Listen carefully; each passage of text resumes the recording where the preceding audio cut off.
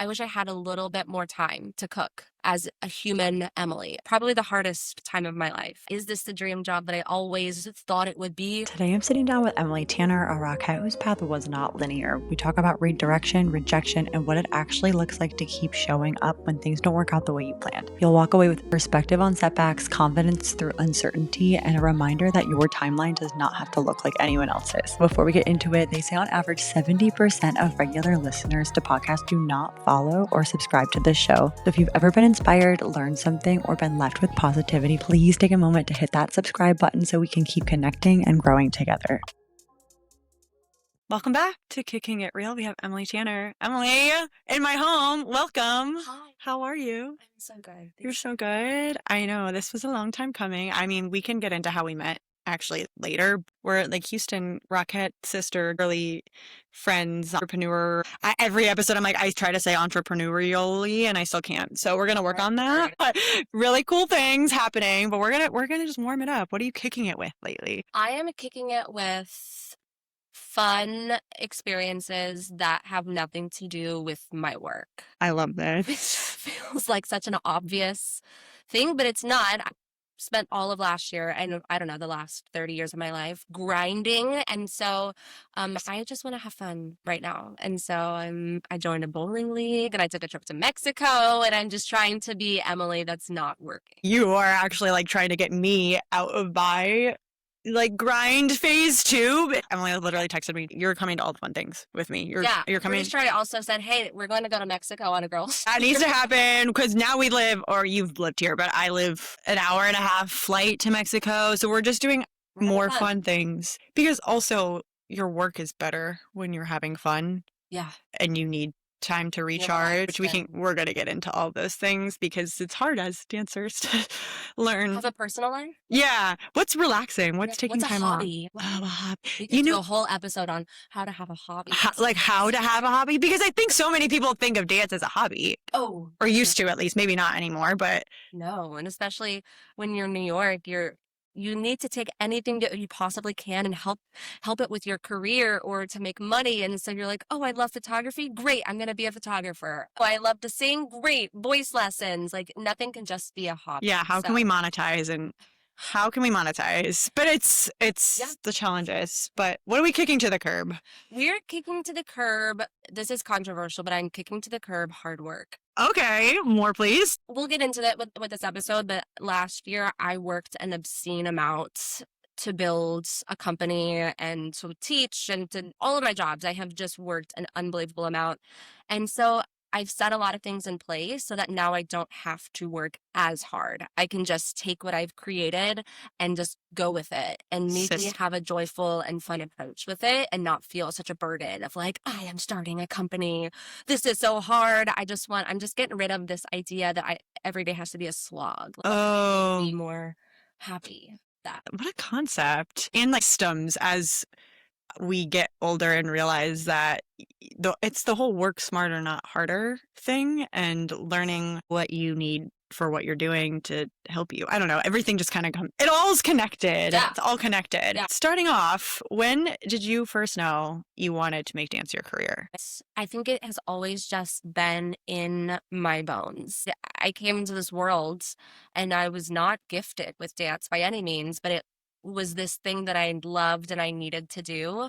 My mom would take me to see Broadway shows growing up. And so I think she never got to be a dancer herself and she really wanted to. And so they never forced me into this career path at all, but they always were incredibly supportive and wanted to like expose me to shows and musicals and dance. And we would always go see the ballet every year and go to multiple different performances. And we went to New York City for my 13th birthday and we did, all of the touristy things and went backstage at Radio City, met the Rockette when I was 13. My mom said that whenever we'd be walking the streets of the trip, that I would be like 10 paces ahead of her, just confidently walking the streets of New York City. Oh. And she was like, oh, we're going to have a problem. She knew that. And feels too comfortable in New York City. That's the last place people feel comfortable into. So that's how you know. Right. I'm like, why do I feel so at home in this big, scary city? And yeah, so there was never any to be a dancer, but I think whenever people started choosing their major for college, I was like, well, I want to be a dancer. I want to be a dance major. That sounds so much more fun than being a marketing major. Or like, I don't, I was around all these people that had serious interests, and I'm like, that sounds terrible. I That's want to dance. I want to dance, which is so cool now in hindsight. How not that you're serious about dance, but you can be serious about dance in the way that it's, I hate saying this is not the right way to say it, but a career other than just performing. There's so many other ways to make it serious and make it a Yeah. real, I'm doing air quotes thing. And I think it has a lot to do with our parents too. Our parents are so similar, which I can't wait for them to meet. They need to Yeah. meet, but we have such similar upbringings in the sense of my parents were very much the same way of, I'm not going to force you to do anything. Whatever you want to do, you should do. And that trust was built into me and to you I had this probably. belief because Yes, my parents believed in me. that you would figure it out. Yeah. Because Taken me so far. I mean, I'm still using my parents to back me up. yeah, we need another episode Bring with up- them on. Honestly, that would be good. Moms, Dance yes. moms of the Terry, she needs her moment. Honestly, Yeah. Bill too. But Yeah, I think what you said about like the serious approach of it, I think sometimes I'll still get people that are like, "Oh, that's so fun. You're a dancer." And I'm like, yes, but I take it so seriously, this approach. And like to the outside world, yeah, it's the rhinestones and it's the fun, shows. You have to be incredibly serious. yeah, and But it's a weird duality of I'm serious about the joy that but it's so interesting because I think it's maybe a social norm that we could all try to break in the sense of you don't go up to someone who's in marketing and say, "Oh, that's really fun. Like that's a cool," and I'm sure it is fun. And I think that you should have a career, whether it's dance or anything that you enjoy, because what's the point of working a job you hate? But then it's why is dance just a fun, cute job Yeah. versus no, like and it's probably one of the more challenging things that anybody can pursue. My yeah. bowling league last week, I met this team member, and I told her I was a dance teacher, and she goes, "Oh, that's so sweet." And she didn't mean any harm by that. No, of course not. But I'm like, if you only knew who you were talking to right now, you would The battles we've been through. you would not find it sweet. No, Tanner being sweet. no, because there's so much that goes into becoming a dancer, especially when you've done it, your whole life. So brief overview of how you weren't serious, but you were serious about it growing up. So what did that look like for you, just for some context? I dabbled in lots of different types of studios. Some of them were more competitive. Some of them were not competitive. I ended up joining my high school drill team, which is a huge thing. Yes. Wait, I can, for my own selfish reasons, can we get into that? Because people always talk about drill team, and Drill team. is it what is it? It's dance. I'm gonna get in trouble for saying it. It's dance adjacent, I feel. Okay. I probably just upset a lot of people for saying that because it is basically, how do I even explain drill team? It's like a high school dance team, but instead of caring about and storytelling and training in that way, a lot of it is they perform at high school football games. Okay. And so there's yard lines, and then there's like really clean shapes that you have to make with your body. And so you're doing palm, you're doing a high kick routine. Sometimes you do like a dance with, when I was on drill team, we were the Keller Indianettes, which I think now they go by the Nets. So oh wow, I think we've rebranded. Yeah, we're rebranding. And we wore, we braided our hair, and we wore these sparkly headbands, and we wore our field uniforms were these, like butt flaps. Like it was like a loincloth that we wore. I look back and I'm like, I don't know. You were musical theatering, like you were dressing the part. Yeah. And no other drill teams would do that, but because we were the Indianettes, we had these like very ornate Indian themed costumes. Which was, that they definitely had to rebrand that. Yeah, that's how I look think. back and like, that's interesting. That's a choice. Drill team a lot of it was just for football performances in the fall. And then there's big dance competitions in the spring. And then that's whenever you would bust out the more competition style studio training dancing. But what happens is you have a lot of people that want to be on this team. And so in order to make it clean and to make the dances look really good, you sometimes have to keep it really simple with choreography and not have it be as about like storytelling and Sure. artistry and all that. And it's more about like, how clean can we make our arms be? And so that was Interesting link though to your first professional job. Interesting like pathway. Not that that's, yeah, yeah. yeah. And I did win awards when I was on my high school drill team for best high kick Oh. and best technique. And Would you say that there were a lot of non-studio dancers on it as well? Okay. it's more of a popular thing to do. But the time I was on my high school drill team, I was one of the only ones that was a serious studio kid. Okay. So that meant that I was in the front more, and I joined not out of social reasons. I joined because I really love dance and I wanted to make friends in that way. That's very similar to ours is just called Palms. I think it's different now, but same thing when I was there. Yeah, we did football side. I did it my freshman, sophomore year. And then I switched to, we had Orchesis, which was you put on a dance show, very much more studio competition-y vibe versus cheerleading, football, team. Yeah, we did football sidelines and then we did compete and it evolved very quickly after I was there. So it's much different now. I did everything. The drill team, I was like, this is for me. I'm a drill team dancer. And then this really crazy honestly life-changing thing happened, which feels so small, but at the moment it was so big. You're in high school, of course it was big. Everything is big. Yes. I was 17. Audition or try out to be an officer on my high school drill team. Which is what? Which is like a series of, 5 or 6, 7 dancers on the team that they hold a leadership position. Okay. Like a captain. A captain, an officer, a lieutenant, whatever. Oh. They have a drill, I guess drill team. I see. Very serious. There wasn't. Okay, she was so fun fact, I didn't make officer. And it was kind of this big scandal at the time because I thought I was going to make it. And we won't go into the politics of all that happened, but I didn't make it. And it was the most shocking thing in the world because I was very good on the team. I could do a triple pirouette. I could do a splits. I was in the front for every dance and it was just assumed I was going to get it.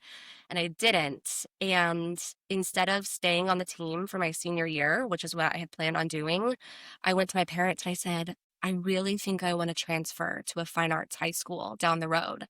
And they were like, okay. And so I auditioned and it was almost an hour away. But for my senior year, I auditioned at the Fort Worth Academy of Fine Arts and I got into the dance department. I had the second highest score out of the entire dance department.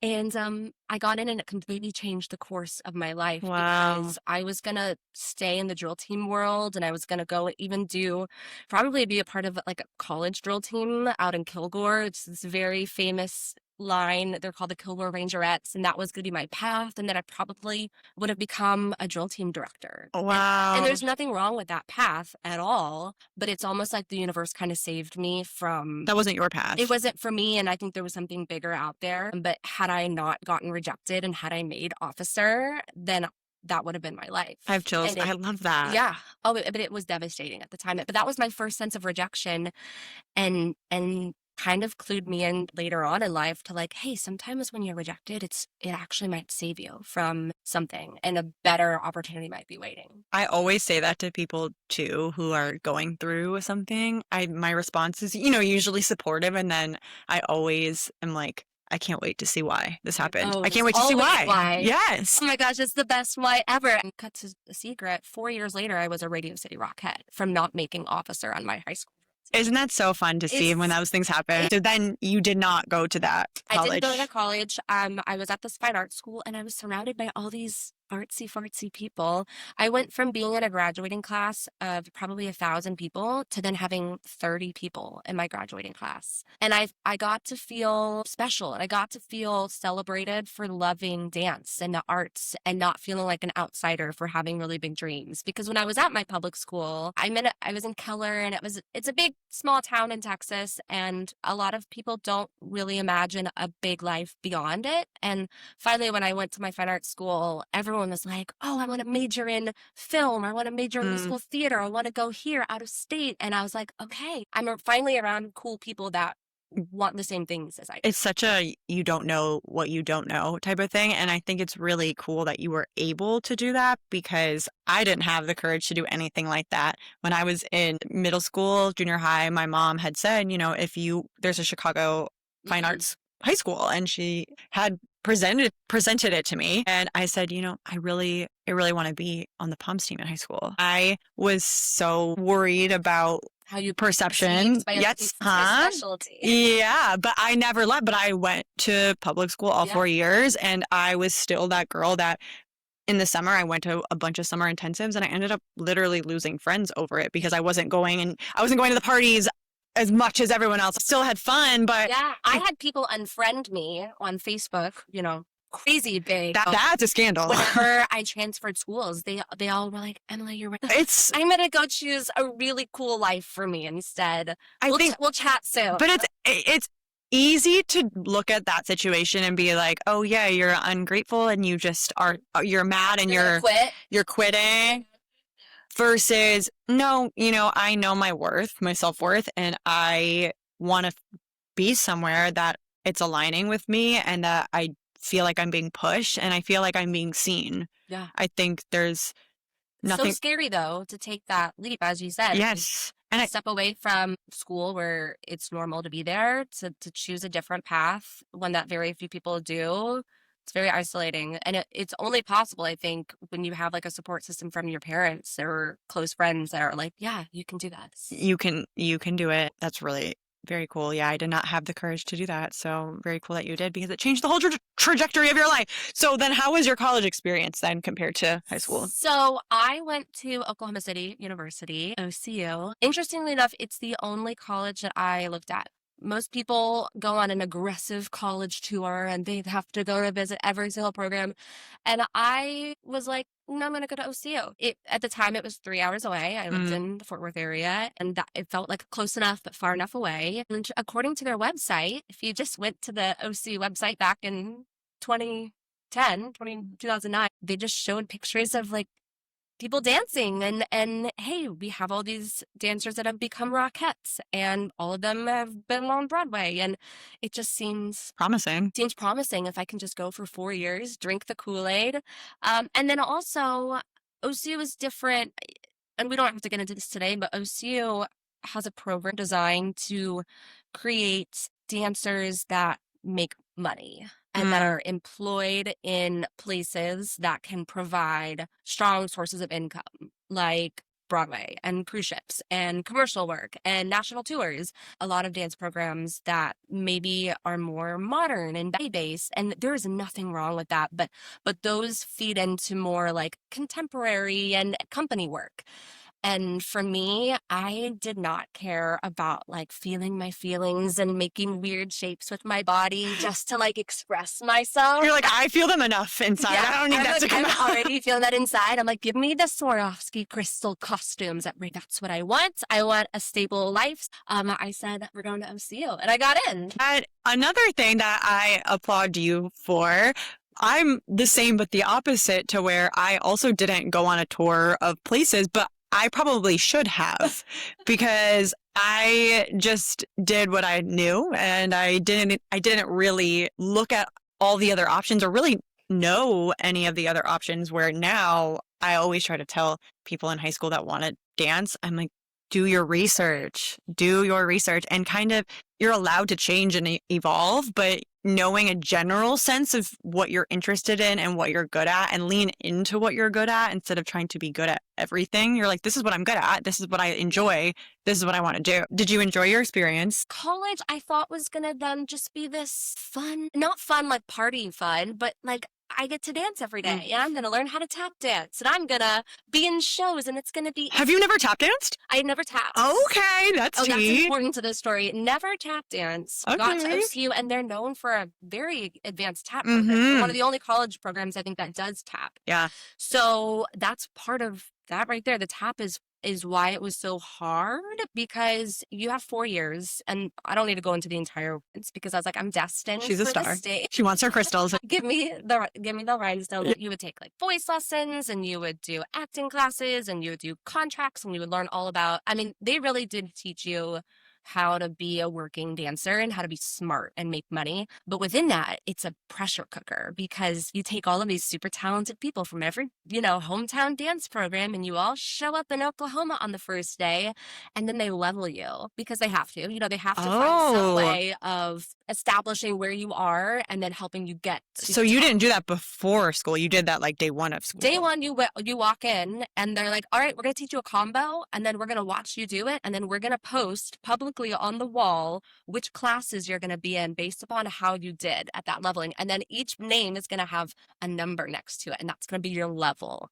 And my mom jokes that that's when my anxiety started because they would post our levels on the wall. I mean, talk about exposure therapy though, I guess. Like they said, Yeah. here's what you got to learn to deal with. And so there were technically 10 levels, and you had in ballet, tap, and jazz, you had to level out as a 5, 6, and 7 in any whatever you chose. So for me, I love jazz the most, and I came in as a 5, which maybe it was a 4, but I was pretty good in jazz, and so I had some confidence there. So that was going to be my highest level out. But then tap, never tapped at all, and started out as a 1 and had to work my way up. But that was so hard because you're not just learning tap for fun. You are learning it in an extremely pressurized college program where they are watching you like a hawk constantly.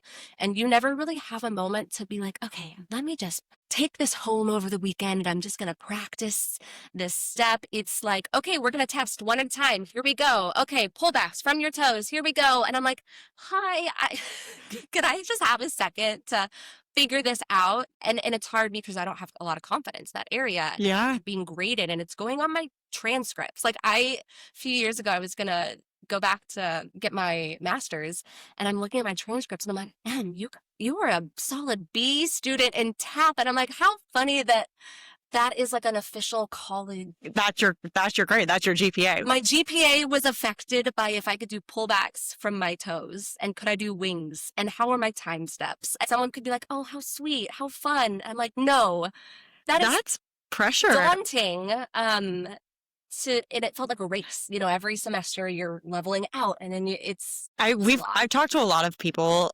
about what majoring in dance does to you, and there's so many pros and cons to it. But some people don't want to dance after because it kind of takes the love and joy away. Which there is a degree of, like we talked about, there's serious parts of it, and there are real life things that college does prepare you for in that way. But at the same time, balancing the joy and love, because dance is a career. If you do not love it, do not do it. Like, just don't, because it's so hard. Yeah. And if you don't love it, it's not worth it. Yeah.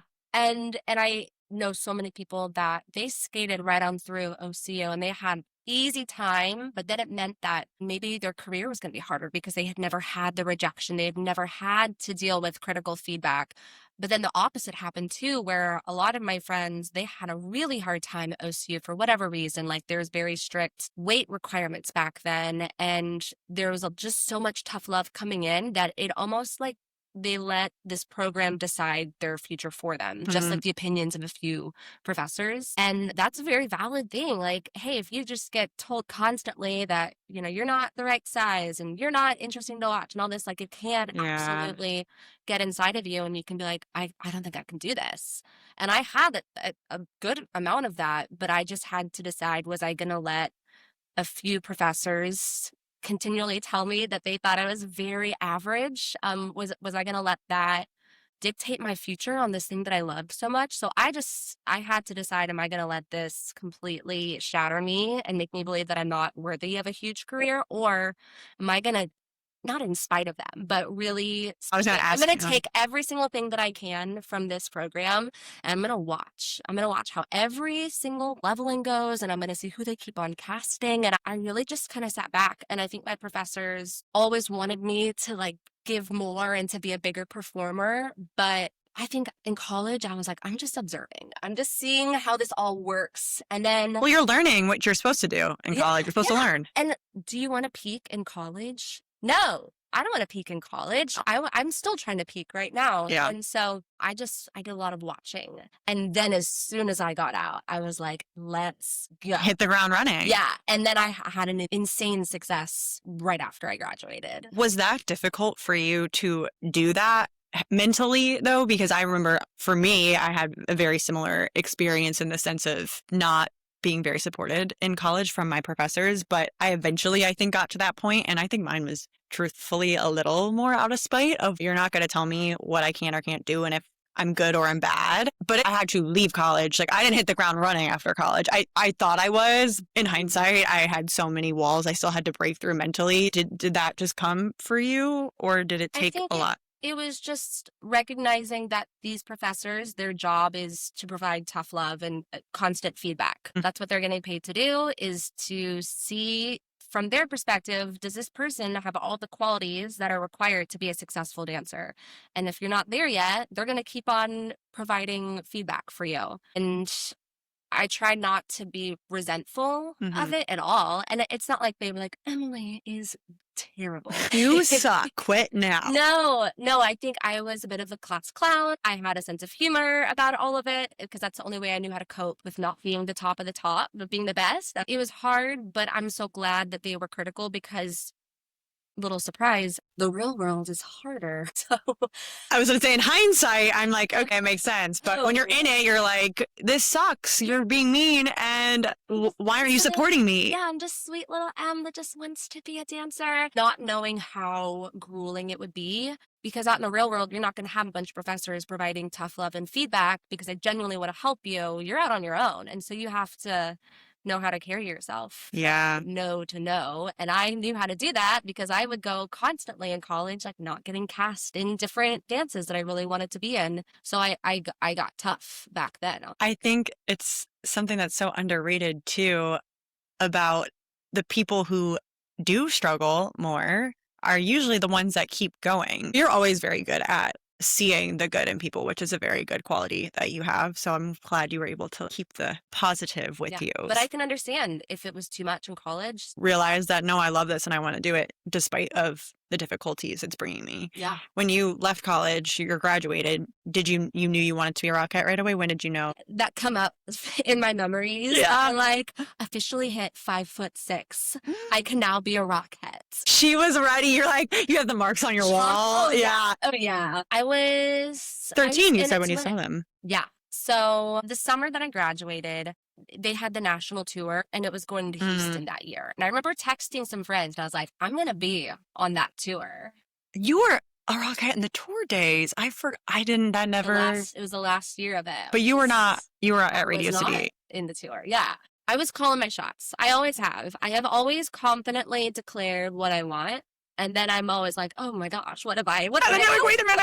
What did I just manifest? So the summer after I graduated, I was ready to go. I went to the June audition for Radio City because they have two. And even my parents flew up. It was so sweet. It was my dad's birthday. And so we flew up to New York City for the weekend because they wanted to like come with me, like not literally drop me off at Radio City. Yeah. That would be embarrassing, but they just wanted to like support me again and not in like an aggressive way. But it's also a hard city to navigate. Like as a suburban girl who drives with their, map on their phone to then wait. I mean, I had got lost quite a few times on the subway when I was still figuring it out. So I made it through the first cut at the very first time I auditioned. And that was huge because not a lot of people make it past that type cut. And I was like, okay, we're going to do this next time. Yeah. And my parents, when I told them I got cut, they're like, oh no, we're so sorry. I said, no, this is good. I just made it into the real audition. And they're like, okay, if you think that's good. Then the fun part happens. I did the RSI, the Rockette Summer Intensive, a few weeks later. And this was back whenever they had like 6 weeks of the regular week, and then they had the invitational week. Fun fact, I didn't get into the invitation. Oh. Something better happened. I was in the regular week and I was standing next to girls that were like 12 and had never worn character heels before. Yeah. So I'm learning these dances. So you probably looked really good. It's amazing. I looked unbelievable. Yeah, like a full college degree. These girls, like, they just look, bless them. Yeah, they're young. Yeah. I was like, no, I'm here to get a job. Yeah, so I did RSI, and then I officially moved up to New York at that point. So it was like the first week of August. I did RSI. I was living at 180th Street. I didn't have AC unit in my apartment. You know, I'm subletting, and it's hot and it's a slog. I moved also. Oh no, I was in May, but it was like that same where you're like, wait, Facebook Marketplace, I need an AC unit. I didn't Smell know. of garden on the subway is like so potent. Yep. You're like, but I'm here to New York. Oh, it doesn't matter. You're just so happy. Yeah. And the first week that I got there, I got a job at Jing Fong, which is the world's largest dim sum restaurant in Chinatown. So I'm working in Chinatown,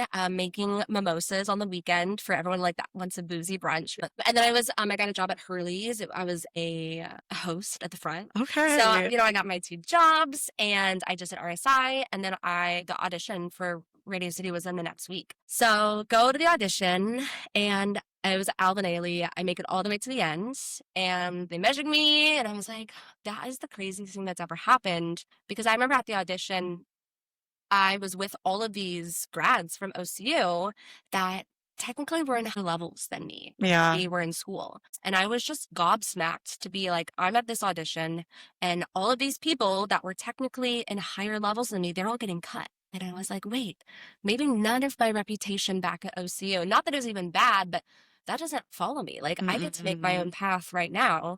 And that was so, I hate to say it, but it was so exciting. It's like, freeing. Wait, they don't know what challenges I just went through at school. And so they got my picture and my name, and they said, okay, if you don't hear from us by September 1st, you're on the hire list. So I was like, okay, that's pretty fierce. I'm sure I posted about it. I was like, yeah, we should go back to Facebook and find it. I think I celebrated at Shake Shack because that was like right there. Oh, surprisingly not Olive Garden though for you. Yeah, so a week goes by, I don't hear anything. I actually auditioned for Tokyo Disney next to be a dancer over at Tokyo Disney. And I had a friend fly into town just to go to the audition, and she stayed with me.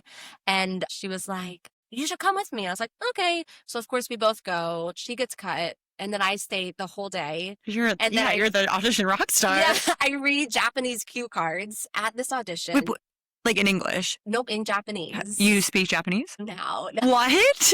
Yeah, so it was for this big jazz show over at Tokyo Disney called One Man's Dream. And we get to the end of the day, and they're like, all right, so we're going to take you into this room, and we're going to have a giant poster that has the word Snow White written on it, but in Japanese. And we need you to walk in the room, and we need you to dramatically walk down the entire room to the end of the room where we're And that's hard for a dancer to walk.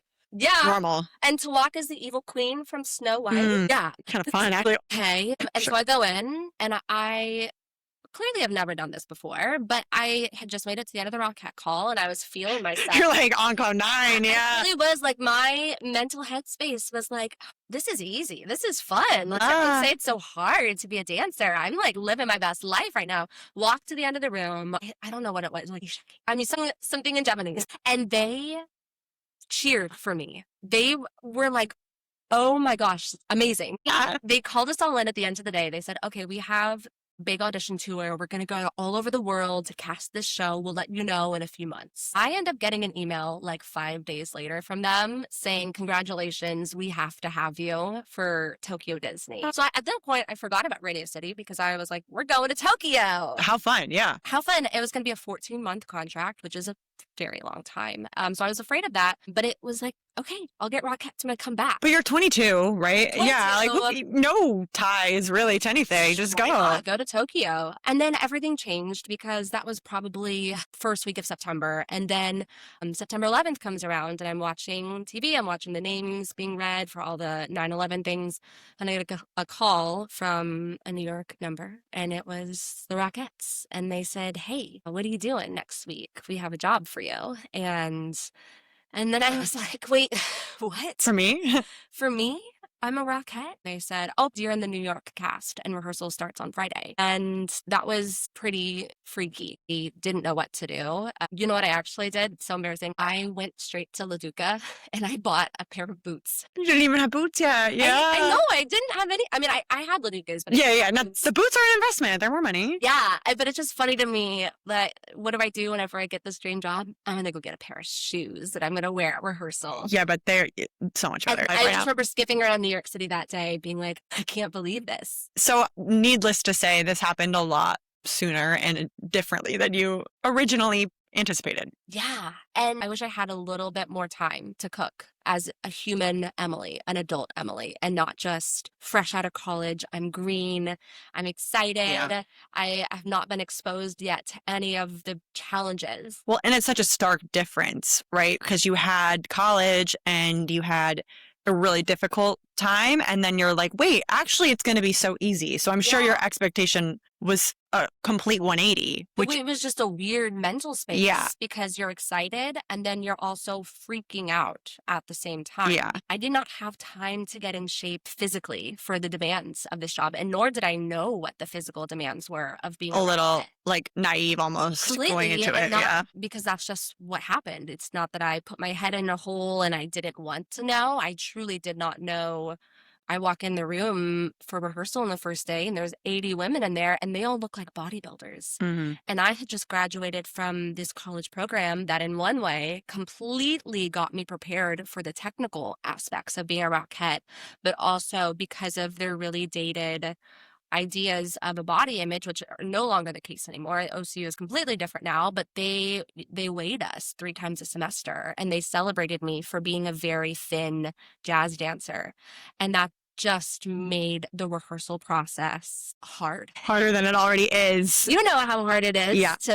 just to physically hit the shapes that your body needs to make. I couldn't do it at the level that they were expecting from me. And that was, if I would have just had a little more time to cook, to understand, if I had done my Tokyo contract and learned how to take care of my body on a contract, and, just to learn a little bit more real world experience. But then at the same time, how can I be upset that Radio City called me with a job? Because what a gift. You're just so happy, and you're just trying to survive and do your best when you're in it. But it's all the hindsight things of, that's what I tell a lot of girls now. You want to be ready, because any professional dance job is extremely difficult. And if you're not ready physically, mentally, spiritually, it can be detrimental to you as a human. Yeah, it's a huge gap.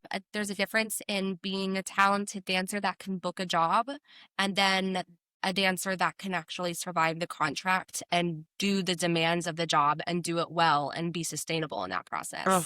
Completely different things. I was really good at one, and then I had to figure out how to do the other on the spot, under a microscope, in probably one of the most high stress situations. Coming in, not being super confident in my abilities and being like, are you sure you meant to call me? Like, do you have the wrong Emily Tanner? Yeah. And that's how I felt in the moment of like, yes, they called me, but because I was on the hire list and I wasn't immediately called, I think a part of me felt like I wasn't worthy of the spot. And I know that's show business. You get a call when a costume fits you, and that doesn't mean that you're less than or your abilities are not good for the job. But it felt to me, in my little 22-year-old brain, I'm not good enough to be here because I didn't book the job initially. Right. Like I was second choice. That's hard. I mean, that's anything in life too. I think as a whole, dancers, cross training wasn't as heavily pushed. I really don't think it was.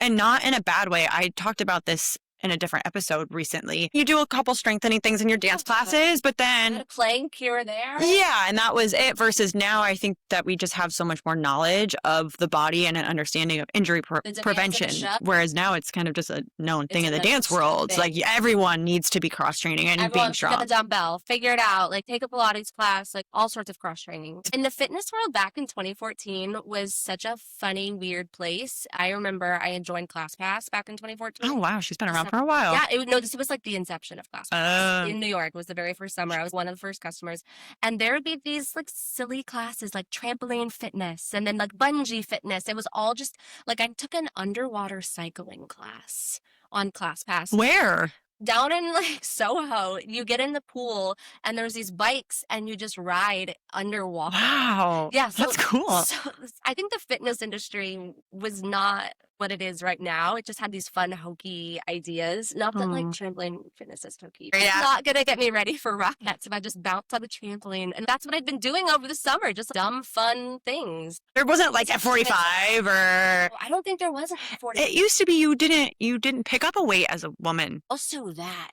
We didn't know it. We didn't know protein back in 2015 the way that we know it now. Orange Theory was just becoming a thing. It really was like, take a dance class. That is how you train to be a dancer. We didn't understand. Really. But what a cool mindset shift for people now where, when you're trying to be a dancer, it's sometimes the last thing you want to do is then go work out on top of it. But what a privilege to have a class where you could have no fitness knowledge. And now you can go sign up for a class and someone can tell you what to do and you can learn and you have the internet to show you things. I don't know. Very cool. It's a different world we're in right now. Sorry to you back in the day, but we made it. My personal training certification. Yeah. How I am. Oh my gosh.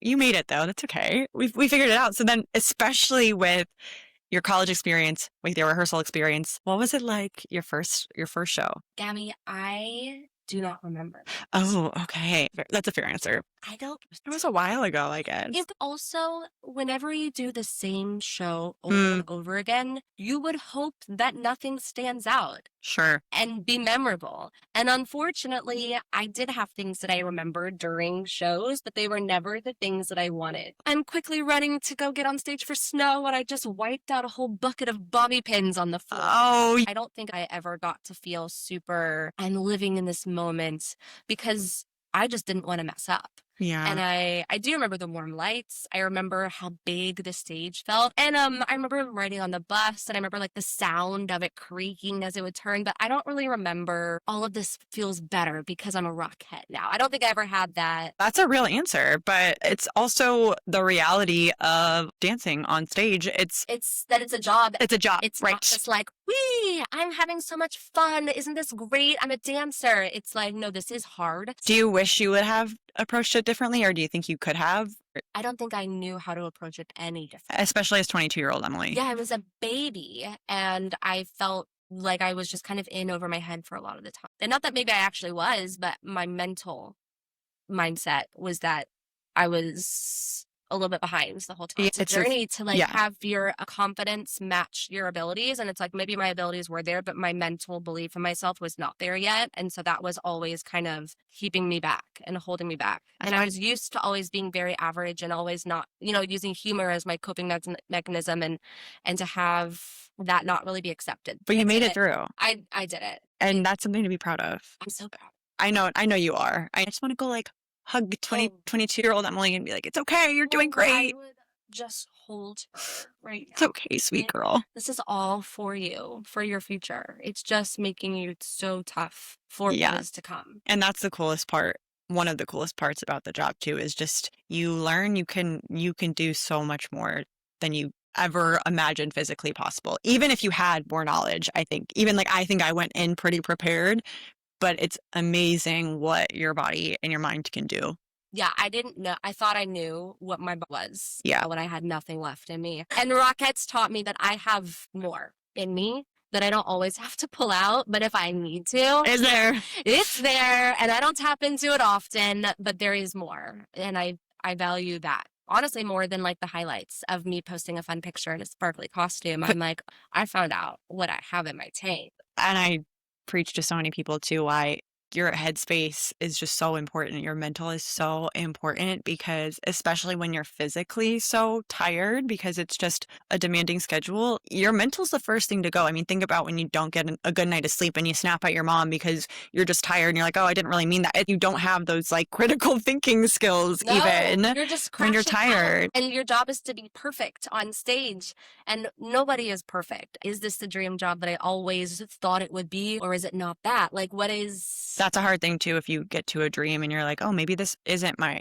end all be all dream. Let's talk about it. What do you do then? So post season 1, walk us through. Season 1. So to give a little bit of context to the hard parts, I ended up coming down with a very, very severe case of appendicitis. Not to be woo-woo, but I think it was a little bit of my body was like, hey, we're done. You need to calm down. Please, sorry, we're done. It started out as the flu. Spent the whole weekend at home with the flu, and I felt such stress flu is finally better, but then I have a terrible pain in my stomach. Every single check engine light was on at that point. It's the first week of December. And long story short, I ended up finding out that I have an abscessed appendix. And by the time I got to the hospital a few days later, they said that I was septic. And they said, we can't open you up because you're so sick. But if we open you up on the table, you will make it off the table. And that was a really fascinating. Insane. I'm smiling because it's like, Oh it's no, so I say crazy. it like as I laugh. I know. It's one of those, like, now that it's over, you have to just laugh because it's so crazy. Yeah. I'd chosen any week of my life to have appendicitis. It would have been literally any other week than one of those 8 weeks that I was performing as a Rockette. Surely. But I don't make the rules here. No. I didn't hit a button and make my gut explode. I didn't do that. I'm already like, I want to be a Rockette so badly. I've spent my whole life dreaming of this. Okay, rehearsals were hard. I got tough. I made it to the stage. And now I'm in the hospital. And that's probably not easy to come back from physically. Being near death to, like, okay, now let's go back to being in the best shape of your life. Can I tell you what 22-year-old Emily Oh, no. did and said? Was in the hospital for like 4 days. And because they didn't surgically remove it from me, they kind of released me and they were like, all right, you're good to go. But before I left, they had to do like blood draw from, all of the IVs that I had in me. And they even had to go in through an artery in my wrist to do like the final blood draw. So I go back to where I was living at the time, which, fun story, I was living in a hotel at this point because of bed bugs in my apartment. I moved 3 times during the season because my living arrangements kept ending. And this is like, you cannot make this up. no. So I moved into a place called Hotel 99 on the Upper West Side, and it was like a very sketchy hotel with community bathrooms. So I'm going to work every day, and then I'd come back home, and I'd have to get a key card, and I'd like scan it to get into my hotel room, where I had a mini fridge. I had no closet. So I had all my stuff in space bags. And then I had this fear also before I got sick, like, what if I bring bed bugs to Radio City? You would have had to just leave at that point. I would have moved to maybe stop dancing. Yeah. I would have quit dancing at that point. So yeah, I go home, I'm resting from my appendix, and they released me back to do the show. The doctors were like, you're fit. And I was like, I'm sorry. Also, no doctor really understand what they're releasing you. It's cute. It's just a cute show. Sweet. It's a cute show. I think that I was like, sir, what? But I was like, I got the piece of paper. I did 22 more shows after that. Look, you proved it to yourself that you could do it. Yeah.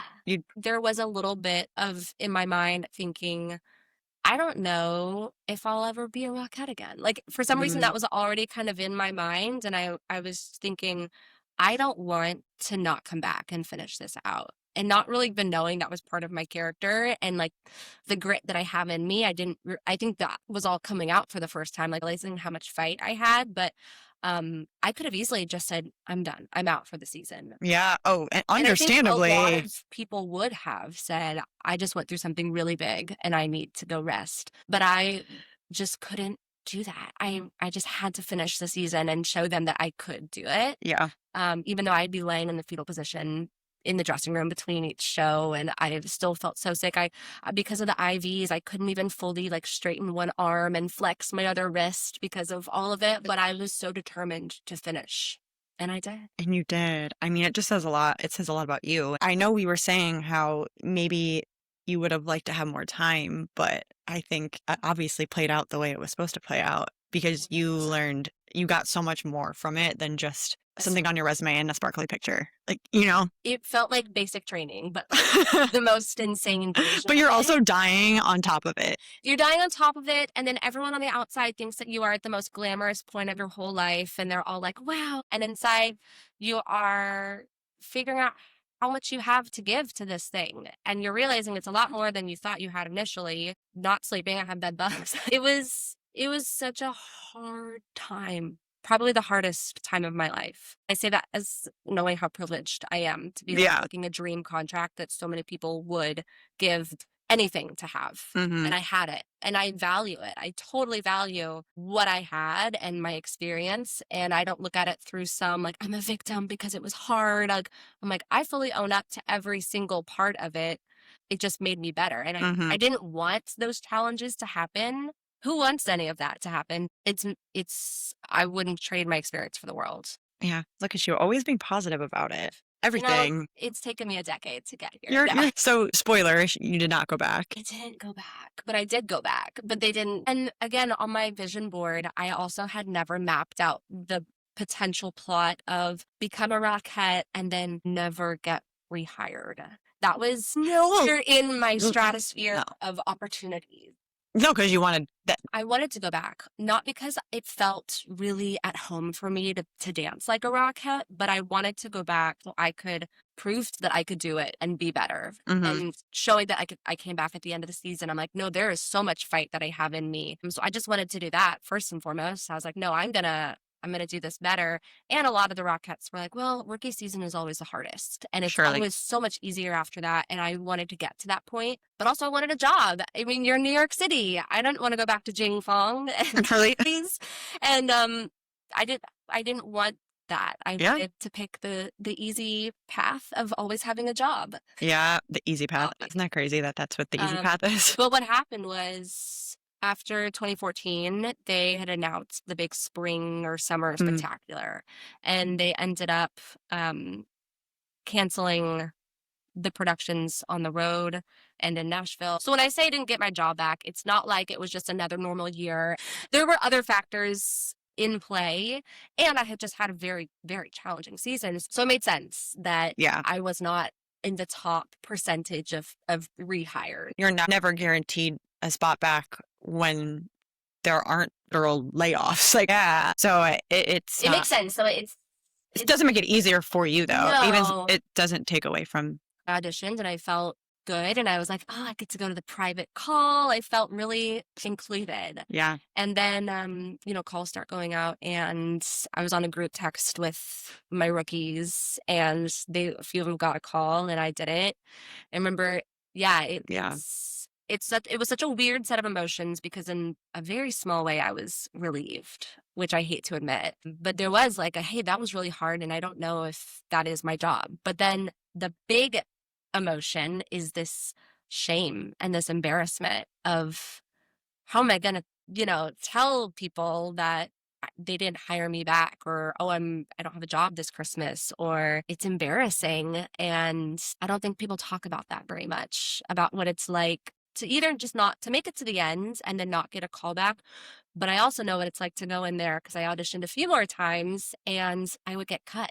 And sometimes in the first round and sometimes in the second round. And that was so awful. In the moment, you have to go pick up your bags and leave the room. And It's a different feeling too of knowing what it was and you had done it and felt like you did prove yourself, and then for it to be almost taken away from you. Like they didn't want to even give me another chance at it when I was like chomping at the bit to be like, no, I can do this. Yeah.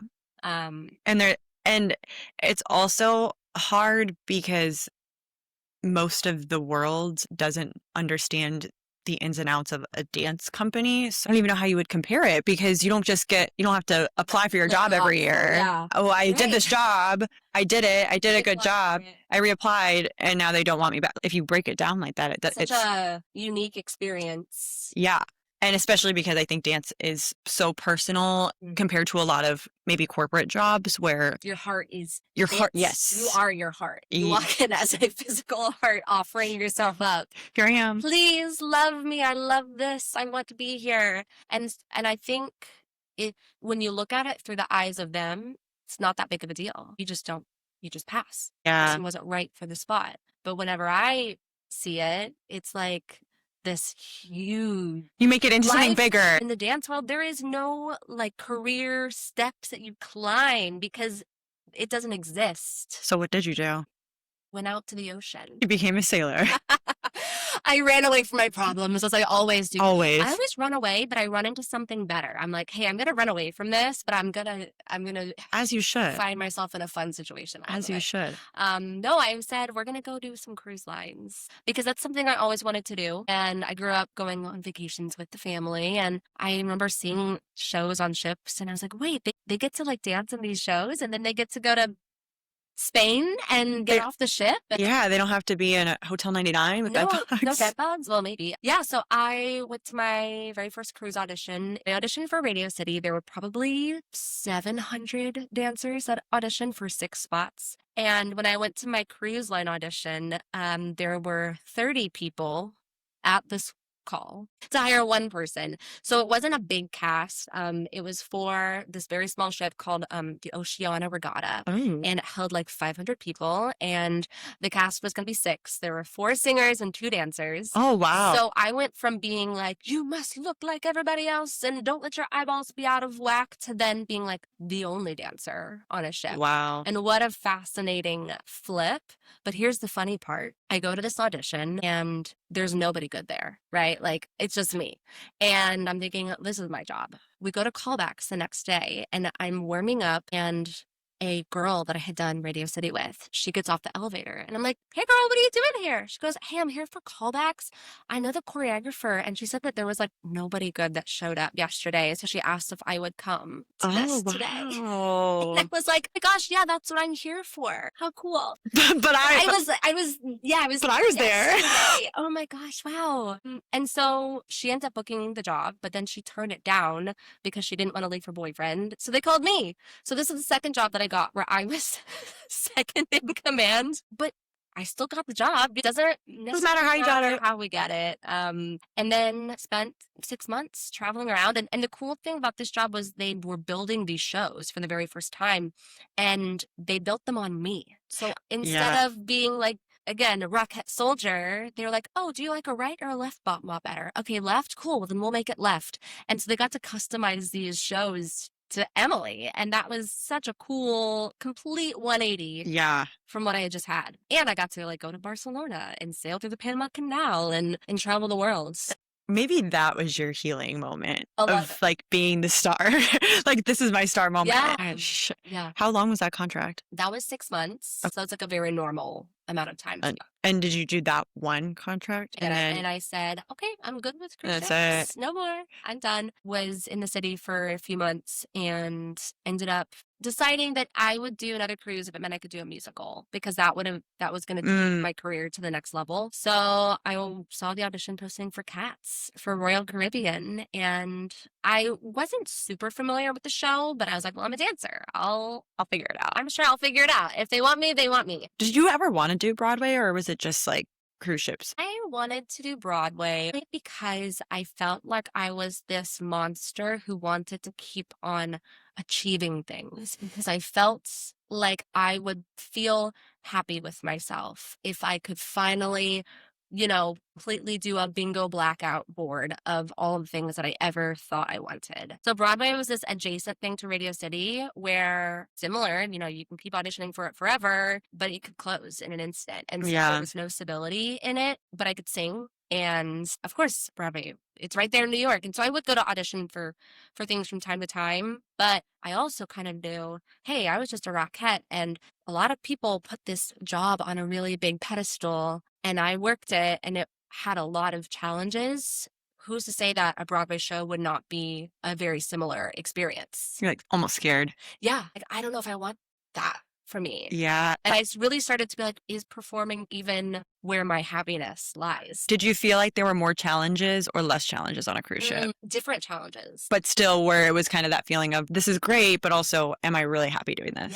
Yeah. I found that I loved the thrill of booking a job, but then the reality was that I had to do the job, which is so funny to admit that, like, I didn't always think about. But then you don't always know the challenges that are going to come with the job, the behind the scenes. I always say, I'm sure you love performing, you love being on stage, but there's a difference between doing a dance and going to an audition and then booking the job and then doing the rehearsals and doing multiple runs of that show. Like, it's living on a cruise ship for 10 months.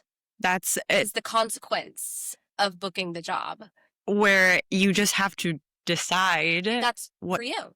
And a lot of people it is. Yes. And for me, I kind of went into it knowing like, okay, I did one ship. I know the ins and outs now. I kind of know how this is. but it was still a long time to be away from. And I think that's the hardest part. I would get FOMO because I was doing Cats, I was doing the original choreography, and like what a cool gift to get to have that as a dancer. And Royal was doing the very last standing production of the original choreography. And so there's all these different versions happening, but we were the last standing original one. So I feel like that's such a gift that I got to dance the original Jellicle Ball. But I would still get FOMO because then I would hear friends booking Cats on Broadway. And I'm like, I could have booked, like but I was doing out that shit. But I'm doing it. Yeah, I'm doing that right now. I'm employed and I'm making a ton of money and I'm not paying rent and I get to go to St. Martin every Wednesday.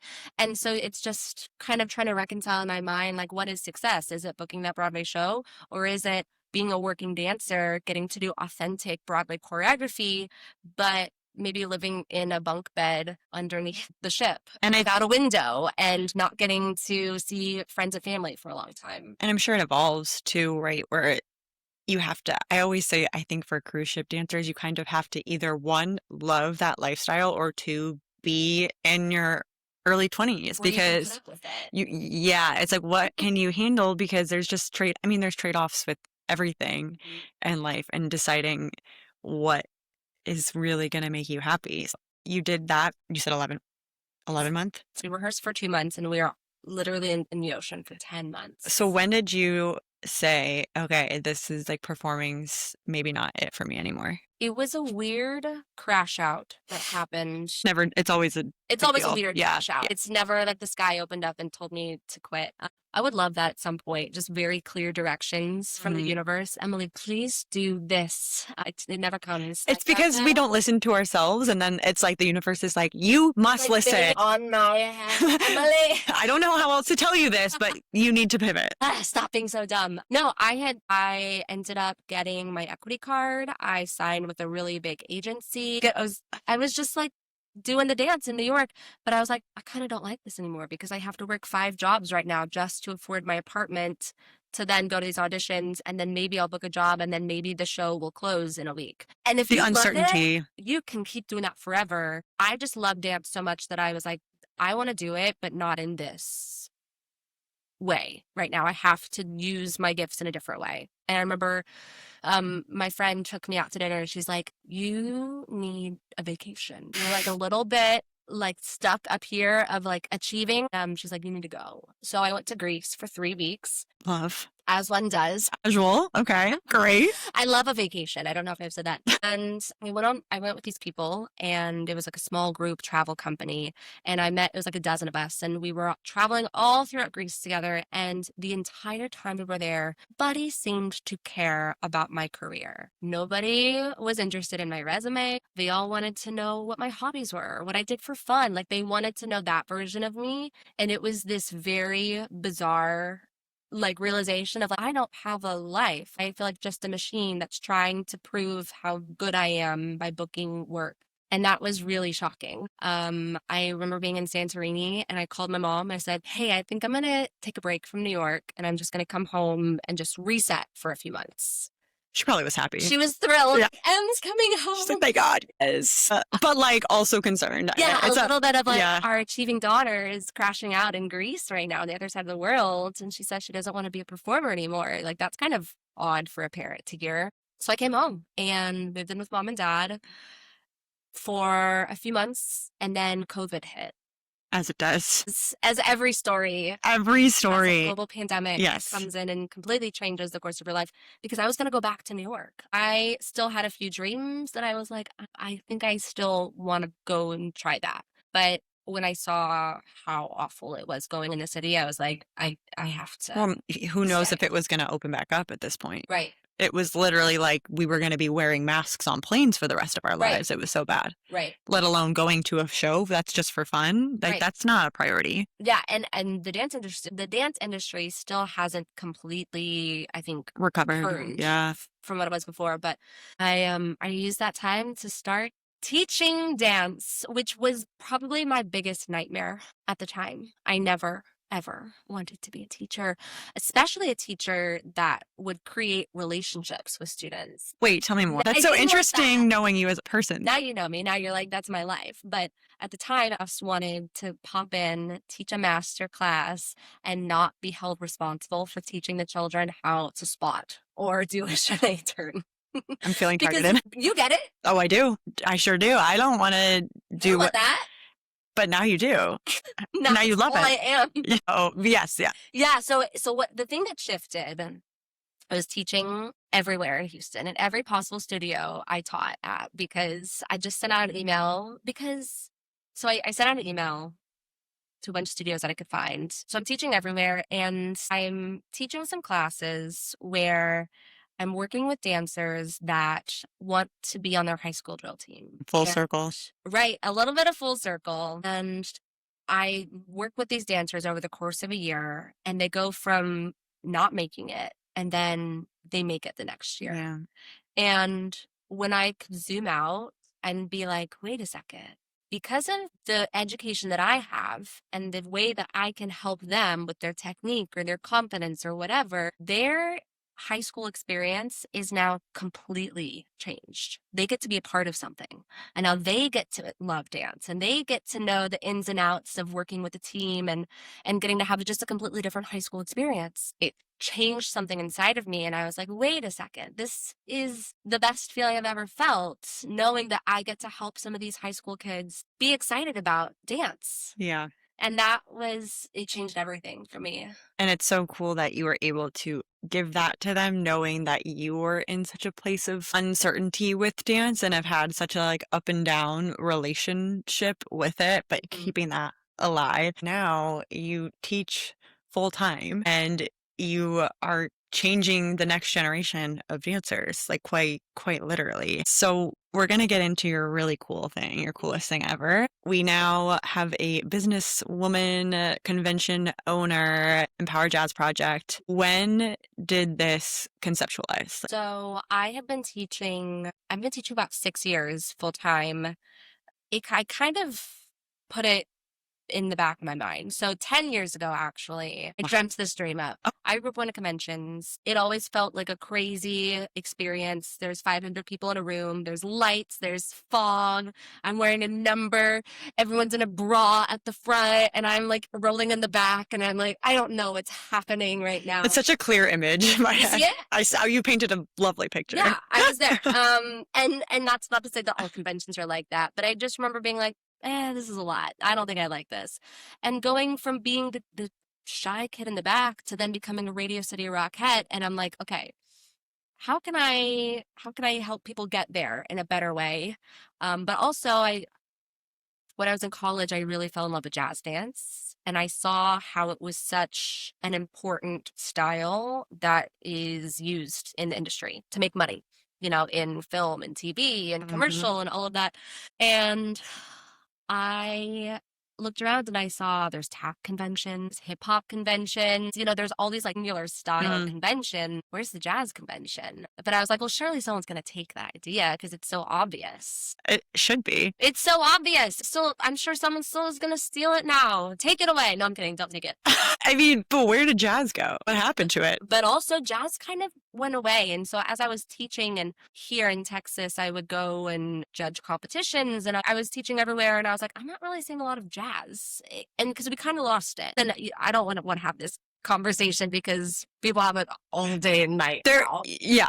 But there's different versions, styles of dance, and where is the line being drawn, and educating people on the origin and like where all these other now styles that have evolved out of jazz. It's so similar to ballet, where I think it's finally very common knowledge in the dance world that, okay, you have to be taking ballet. It is the baseline for everything, but jazz is then that, right? It's the sister. It's also a baseline. How do we preserve that and understand that before you can like go get weird with the shapes that you're making in like a jazz funk class, you have to understand the origins and where we start from before we can, Evolve. that journey. And so at literally 10 years ago, I wrote in my iPhone in the notes app, I had set some goals for me. And like 1 year goal was to get my equity card. And then the 5 year goal I wrote was to do a Broadway show with Susan Stroman. So specific. Honestly, but like, hey, I was tall, leggy, like made sense, but skipped it, never got there because my 10 year goal wrote,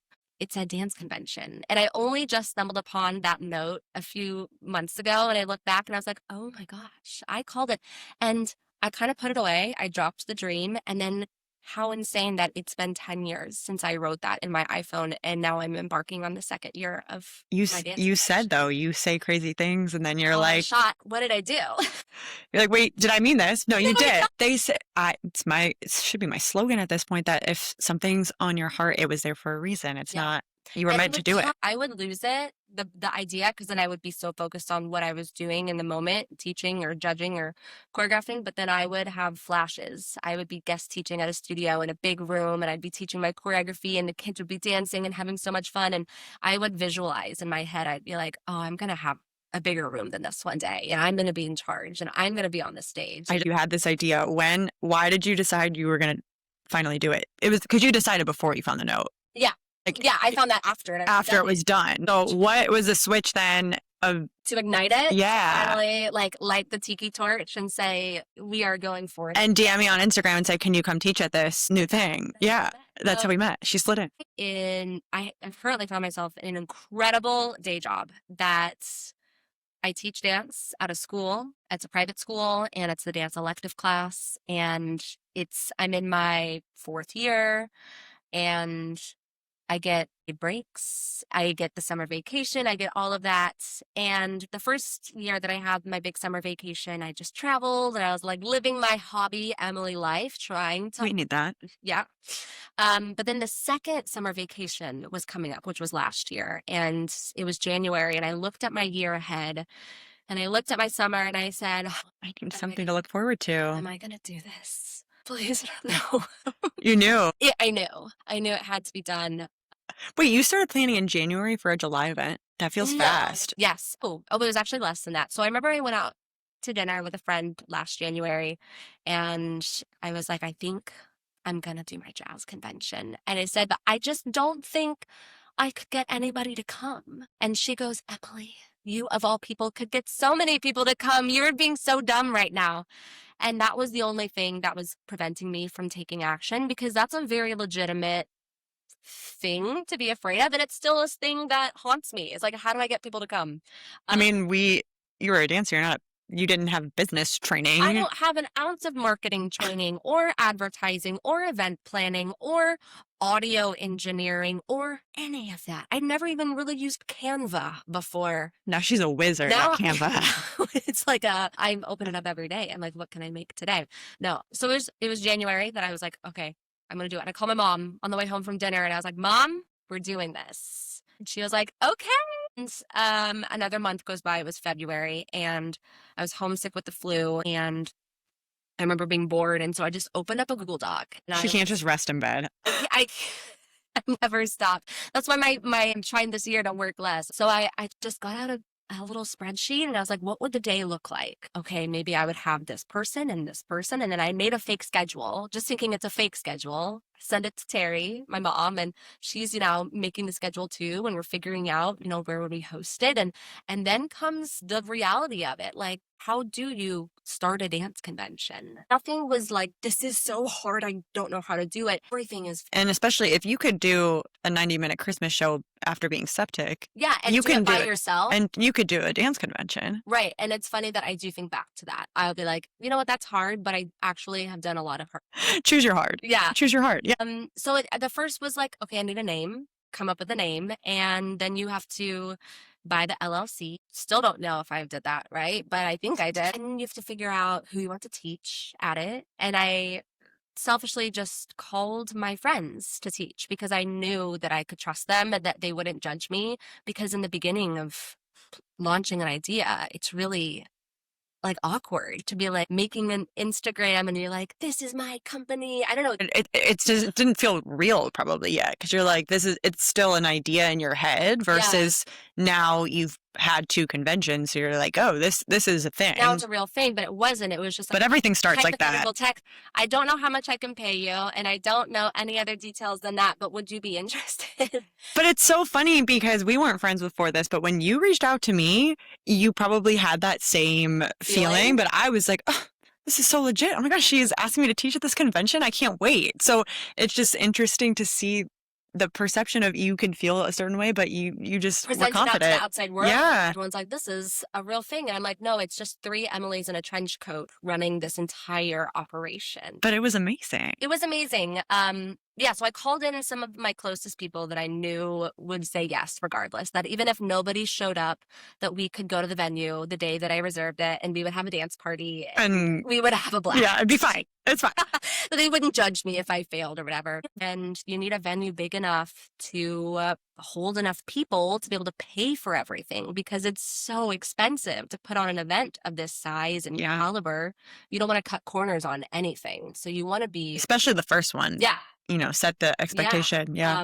So we make a website, and my skills from being a working dancer, so much of it applies to this because I needed to have a website when I was a dancer, and I needed to figure out how to edit reels, and I needed to figure out a social media presence, you know, and so it kind of crosses over into now like, oh, because I already did that once, I can just do it for Empower. Figure out a venue, you have to figure out audio, and like hilarious me was like, I can figure that out. That's fine. And then it's the week before the event, and I'm like, feel like I'm playing karaoke in my apartment with these microphones and like, what's a mixer board? There's cords and there's switches and there's Bluetooth and then there's not Bluetooth. I mean, it's so much. So you figure that out. You need waivers, you need merch, you need all of this, but then you also just need people to come at the end of the day. You need to have someone that wants to come use your service. And I don't know if I even explained what it was, but I wanted my convention to be a mixture of all different types of jazz because that's what I love. And there are so many different lanes under the jazz umbrella, and they all have such different useful applications out in the real world. And so for this first one, I brought in a Broadway class, like a Broadway jazz. I brought in a Rockette jazz class because I did not want to be teaching a class of this. Protein class. There were so many different styles. It was so cool. Yeah, the character jazz.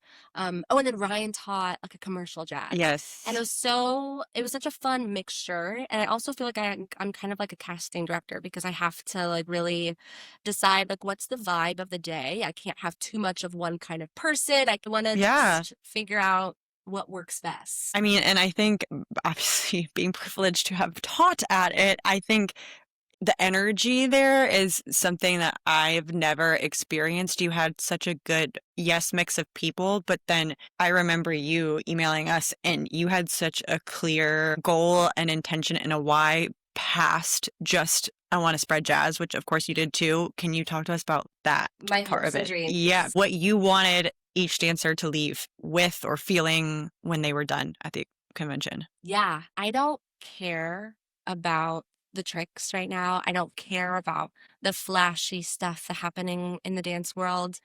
If I'm going to create a business and have it come from my heart, I want every single dancer to come and feel seen and feel welcome in the room. I tell my instructors, I don't want you to teach to the kids at the front. I want you to teach to the kids in the back. I want you to make sure that they know that they belong here too, because those are probably the ones that are the most nervous to show up to a convention with really big teachers. And that can be so intimidating because I was the kid in the back of the room that really was freaked out and never thought I could do it. I want the kids to wear name tags because they can get called out by name. And it's so nice as a teacher. They feel seen by their name. And then vice versa. They can be like, hey, Sabrina, move over there. Like, you know, you really call them out in a good way. It makes it more personal. It's not you're not just another replaceable number in a big game that is like trying to book a dance job. Yeah. And even at the first one, we tried to do scholarships based on talent and like who really stood out to you. And we realized like hey, I don't actually know if that's what I want for my company. So this past time, I just did another event in January, and we did a raffle at the end of the day. We were just calling names out. You get a gift card and you get a gift card. And everyone thought it was so much more fun that way, because the same, not that there's anything wrong with this, but similar kids are oftentimes always picked out as, scholarship winners and that. And that's amazing. But I just want Empower to be more for the kids that are maybe learning to love dance but aren't fully cooked yet. Yeah. And I mean, also, you're doing actually those star kids a disservice anyways, because they're those kids in college that then are used to getting everything and being the best.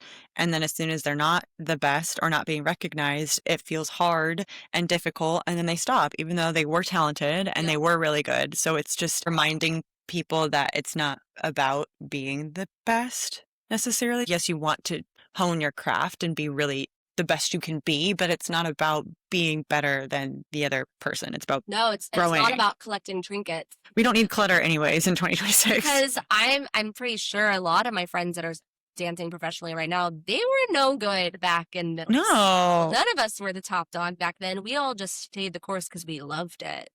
And I think that's something that's so beautiful. After my last event I just did in January, had someone write a testimonial that was unbelievable. They said the kindest things about my event, but they said, "Word doesn't just teach choreography, it nurtures dancers." Like, that wasn't even something I meant to do, but I'm like, well, yes, but that's exactly what I want this to be. I don't need to just be like 5, 6, 7, and we're walking and no, Yeah. I don't care about that. Can you leave and feel more joy about dance? And maybe can you learn about a different style of jazz that you didn't even know existed? And how cool, I got to bring in Chloe this last time, and she is a Luigi certified teacher. And Luigi jazz is this really cool old style, and all the kids were doing it. And I'm like, how cool the ripples that I can create just by me planting this little seed, then who knows what it could Blossom expand to. into. Yeah. And that's so underrated of what a good example of how one person and make such a big impact on the world and on the future, Oh, like it's so freaky. dancers. Like, I heard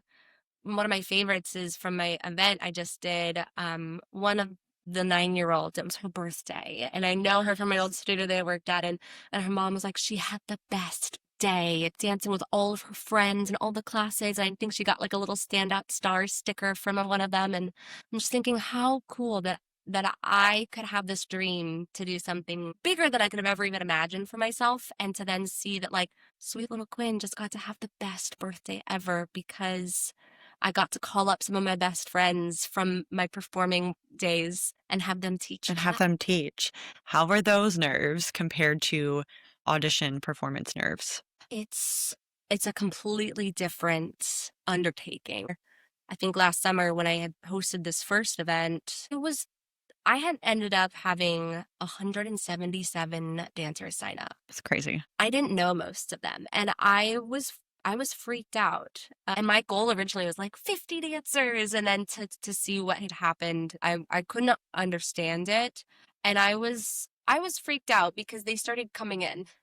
They're real humans. They're not just a little tick. Yeah, they're not just an email Number, registration. yeah. It's a person. It's a mom and a daughter, and they're coming in. Oh my gosh, everyone stay calm. People are coming. Everyone, don't panic. Act cool. Act Yeah, normal. it's fine. It was just I think in that moment, I realized, oh, I think I have significantly leveled up my life. Yeah. Not just my abilities, but like goosebumps. Like, I'm no longer just I say that with quotations, like just a dancer fitting into someone else's dream, being cast in a show. I now built something. It's just a weird sense of like, I just planned an event, and I'm not an event planner. I'm just a dancer. But that's the thing too, when people try to say you're just a dancer, there's so many skills. Dancers are the smartest, most hardworking people because you have to be your own marketer. You have to know how to negotiate a deal. You have to know how to plan events and hire the right people. Like, there's so many things that go into it. Maybe this was your healing moment. This one was it. That's why I'm like having fun right now. Yeah. Because I feel like for a long time I felt like I had to prove to people even from high school. If I just book this job, then I'm going to be important, and then that's going to make me feel good about myself. But I think the best I've ever felt about myself is knowing that I had a lot of challenging experiences that have given me the courage to finally say something and to put my company out there and to do it with through the lens of love and passion and not out of the wrong things in the industry because I know what those parts are, but to do it out of how to just hone a love for dance. It's so healing. Oh my gosh, it's my heart on a platter. Here it is. And it's so cool to see and be a part of. Yeah, and like I walk from the rooms and I just like how crazy. My first year, I have a convention and there's 4 rooms of classes happening all simultaneously, and I never even have to worry about what people are going to teach because I know that I'm calling people of such cool quality that they're going to do an amazing job. And that's the coolest thing too, when you've lived so many different cool dance lives. It's the same with me starting this podcast. I know so many cool, talented, good people, and what a gift to be able to then share them with the rest of the world or whoever's at your convention. And it's just very cool, full circle moment. Whatever you're comfortable sharing, what would be your ultimate dream with the company? Even know. I think right now I would love to just get into a rhythm so that I can feel more confident producing events. My dream would to be able to post or share that I have an event and to have hundreds of people just like immediately want to come and sort of build and recognition and Awareness, yeah. yeah, but I think the biggest version is interestingly not that far off from what I have right now because I don't think I want Empower to expand so big that we lose why I do this. Right. It's hard when you're trying to keep the integrity of the brand and not let it, corporate. Yeah, when you get too big, and then how do you control the quality control of it? Right. People love right now that there's space in the rooms. And I'm like, I would love a little bit more people in the rooms so I could There's room for some more. Profit. It's a big space. It's very nice. I haven't lost any money yet, which is an amazing thing, year one. But yeah, I think my goal is to just being able to bring in cool people that love jazz and want to be involved with this. And I already have. It's hard for me to like dream even bigger because I'm just a monster that just wants to keep dreaming. But I really think I have landed in a spot where I can dream big and do really meaningful work with it. And dream big because you want to, not dreaming big out of feeling like you need to prove something to the world or to yourself. Yeah, and dream a big dream for me, not dream a big dream of fitting into someone else's show or someone else's narrative. Yeah, like taking that ownership back. It's the best feeling. I've said it a million times. You could just look back to that high school drill girly who got cut or didn't get her colonel spot, her colonel spot, and see what all the whys play out. I think is my favorite part of talking to people about this too. Like, oh, it all makes sense now. I mean, maybe not the bed bugs, but in theory, we could have maybe had a little less extreme way of learning those lessons. But I feel like you're just very strong-headed too. The universe had to be like, I'm gonna make sure you understand because you're not understanding my signals. Hard times in order to decide how badly I wanted it. And when a lot of people that I met in the industry would steal joy in whatever way they would that I would encounter, I would just be like, hey, I don't want to be like you. I want to lead out of love, and I want to do something more special and significant. As you should. And I hope that's inspiring for people listening, that you can take that like narrative back and take that control back, even if you are still performing, and there's nothing wrong with doing that. And I feel like a lot of us, you kind of have to go through it to form your opinions and decide how you want to then leave your legacy moving forward and what's important to you as you're, changing the world and doing conventions. If you could give yourself, your younger self, a piece of advice, what would it be? Say, you have to dream the biggest possible dreams that you can, and then don't be freaked out whenever they show up because you are worthy of them. That's real. That's a good one. Is it? You picked a good one. Is it? That's all it has to be. Dream big dreams, and then if they're gonna happen, accept them and believe in them. Accept them and believe in yourself. You can't actually just throw something into the universe and it gives it to you. It only gives it to you when you're deserving. Yeah, it's not an accident. None of this is an accident. I love that.